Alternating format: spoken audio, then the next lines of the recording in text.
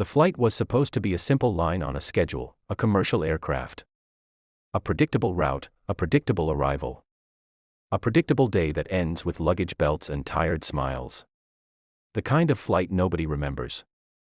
The cabin had the familiar mix of people you see on international routes, business travelers with tight faces, tourists trying to look relaxed, couples with quiet tension, students carrying the nervousness of futures they haven't lived yet. There were also 2 history professors. The kind who don't speak loudly but carry decades in their eyes. The kind who notice details other people miss. Somewhere between the seats, a flight attendant moved with that practiced calm that airlines train into you. The smile, the posture, the steady hands that pretend the sky is always polite. In the cockpit, the captain had that steady discipline that makes passengers feel safe without ever seeing him. The co-pilot handled checklists. Instruments, fuel, altitude, airspeed, everything modern aviation relies on to keep a metal body floating. At that point, there was no heroism. There was only routine. And then the routine cracked. It began with a small electrical issue, nothing dramatic at first. The kind of thing a crew has seen before.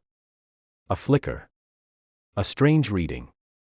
A warning that didn't fit the weather briefing. The co-pilot tried to diagnose it the way professionals do, calm hands. Rational mind, no panic. Outside, the sky still looked harmless. But the instruments started behaving like they were listening to a different world. The crew contacted ground control. The response was confident, clear skies. No major disturbance, no reason to worry.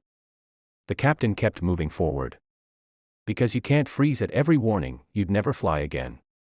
Then, as if the universe had waited for that exact moment of trust, the storm appeared. Not the normal kind. Not a storm you see growing in the distance like a bruise spreading across blue. This one felt sudden, almost placed.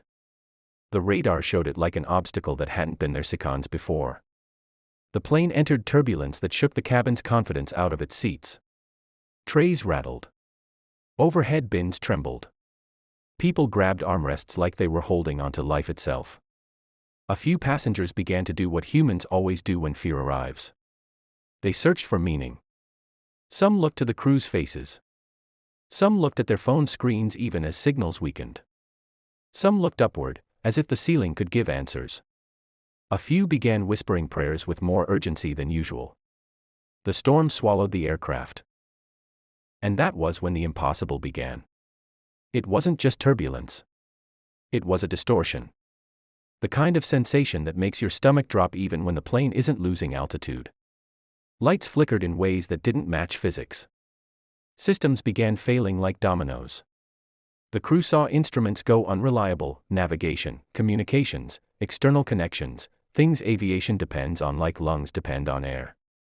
Then the strangest detail, time itself felt wrong. The cabin windows showed something that made no sense. It became night far too quickly, like the day had been cut short with a knife. Passengers noticed the shift and started murmuring, because humans can accept danger, but they struggle to accept the world behaving incorrectly. The captain understood the unspoken rule of flying: passengers can handle fear if they feel guided, but they can't handle mystery if they feel abandoned. So the crew did what crews do: controlled their voices, controlled their movements, controlled the narrative to keep panic from igniting. But inside the cockpit, the truth was heavy. They were flying with fewer and fewer working systems, almost blind, and the only thing that stayed reliable was their radar. The old-school technology, the one system that hadn't been fully replaced, became their last trustworthy eye. Signals disappeared. Phones went dead. The aircraft was still in the air, but it was no longer connected to the modern world. They pushed forward, hoping they would break through. And they did break through.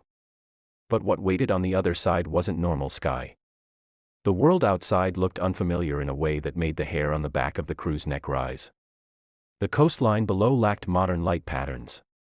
Cities that should have glittered in the distance looked dark, muted, almost sleeping. The airspace that should have been full of invisible traffic felt empty. They descended below cloud cover, searching for something, anything, that could tell them where they were. A ship lane. A beacon. A tower. A familiar line of road lights. Anything that says, "This is the world you know." What they found instead were fires. Not a small fire. Not a single source. Multiple points, like scars. A coastline that looked like it had been punished. The shape of destruction you don't see in civilian life. Then the radar began showing aircraft nearby. Not one. Many. The crew stared because it didn't match the silence of modern air traffic control. And the shapes felt wrong, not just the numbers, but the behavior. These aircraft moved like predators, not like commercial flights following corridors. The captain tried again to reach someone, anyone. And finally, a voice answered. But it wasn't a modern controller. It was a military voice. A voice that didn't speak like someone reading from a contemporary script. A voice that carried the urgency of wartime, the suspicion of a world where the sky is a battlefield. The captain gave identity. Gave position as best he could. Asked for help. The response was confusion that quickly hardened into authority. This frequency was not meant for civilian chat. This was a war zone. Air traffic control did not exist here the way the captain expected it to. Then came the line that turned the whole plane into a single held breath. The date. Not the date the captain knew. A date that belonged to World War II. A date from June 1940. At first, the cockpit treated it like madness. A misunderstanding. A prank. A broken translation. But the world outside, those fires, those aircraft, those dark coastlines, kept confirming the same impossible truth.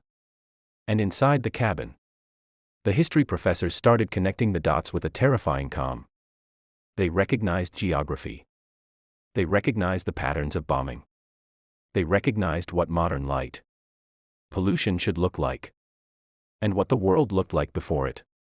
They recognized the kind of silence that existed when the planet hadn't yet filled the night with electric certainty. The passengers didn't react all at once. Panic doesn't always explode. Sometimes it spreads like cold water under a door. A few people couldn't accept it and demanded answers. As if demanding could repair reality. Some argued among themselves. Because fear needs an enemy. And if it can't find one outside, it creates one inside. One man, driven by a dangerous kind of excitement, began imagining himself as a hero. He saw this as an opportunity, not a nightmare. He saw the war below and thought history could be rewritten by one bold act. That is the moment the story shifted from survival to temptation. Because if you believe you are in the past, the mind immediately asks the most poisonous question. If you could change it, should you? Some passengers began flirting with the idea of interfering, of using their presence, their knowledge, their modern advantage, to strike a blow against evil. The history professors understood the danger of that thought better than anyone. They knew that history doesn't change like a clean edit. It changes like a chain reaction. One wrong move doesn't create a better world, it creates an unknown one. And the captain understood something even simpler. A modern aircraft in 1940 was not a miracle, it was a weapon. If the wrong side captured even a piece of it, the consequences would not be heroic. They would be catastrophic. While the passengers argued and fear thickened, the enemy in the sky did not wait for philosophy. Fighter aircraft approached. Not as curiosities. As threats. The plane became a target. The crew attempted evasive maneuvers with limited instruments. The cabin shook harder. The sound outside changed, sharp, violent, unmistakable. The airplane's body began to take damage. A modern commercial flight was not designed to be hunted.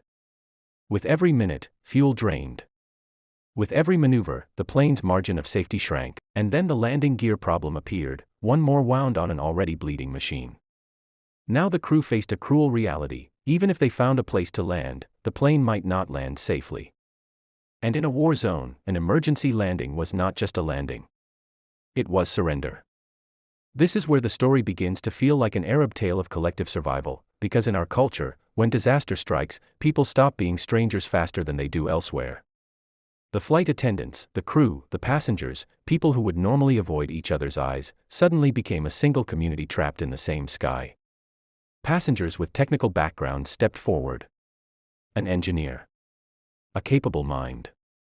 Someone willing to crawl into the aircraft's underbelly while the plane was still in motion, while fear sat in every bone, because sometimes courage isn't loud, it's just refusing to let everyone die quietly.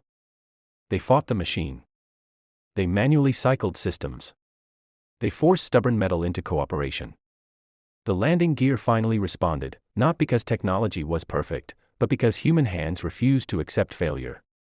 But the victory was temporary. Fuel was still running out. The world was still wrong. Enemy aircraft were still hunting. The only consistent thread connecting them to possible safety was the storm itself, the same unnatural storm that had dragged them out of their time. If one storm could pull them into the past, maybe another could throw them back. But reaching that storm required guidance in a sky where modern control towers didn't exist.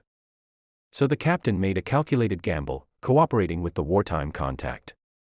The military operator on the ground didn't fully understand the time travel claim, but he understood one thing very clearly: the aircraft's radar was extraordinary compared to what existed in 1940. And in war, extraordinary technology is a form of power. A proposal formed. Not to attack. Not to assassinate. Not to rewrite history with a cinematic fantasy. But to do something more subtle, more dangerous, more real. To give the Allies a piece of technology that could help them see the enemy, without giving away the entire future. It was a desperate trade, a piece of the plane's advantage in exchange for safe guidance toward the storm. They packaged the radar unit like a sacred object. They used what they had: bags, straps, improvised padding, human ingenuity under pressure. They prepared an airdrop, knowing that if the enemy captured it, history might tilt in the worst direction. The drop happened over a chosen zone. Ground troops moved to retrieve it. And behind them, the enemy closed in again, furious, aggressive, like wolves smelling blood. The flight was now racing on two fronts: survival in the air and survival in history. Finally, with guidance from the ground and the last functional systems, the captain aimed the aircraft toward the storm. The storm didn't look like weather anymore. It looked like an opening in reality, dark clouds with a strange glowing heart. A place the mind rejects even while the body begs for it. They entered it again.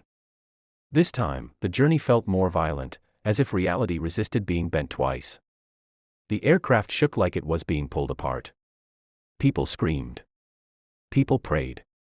People clutched strangers' hands without shame. In moments like that, pride dies first. Then the pressure released. The systems began to return. Modern signals flickered back. The radar stabilized. The sky outside looked normal again. They were back. But not entirely. Because the final twist didn't arrive with thunder. It arrived quietly, like a wrong note in a familiar song. As they approached what they thought would be their expected landing, the details didn't match perfectly. The radio accents felt slightly off.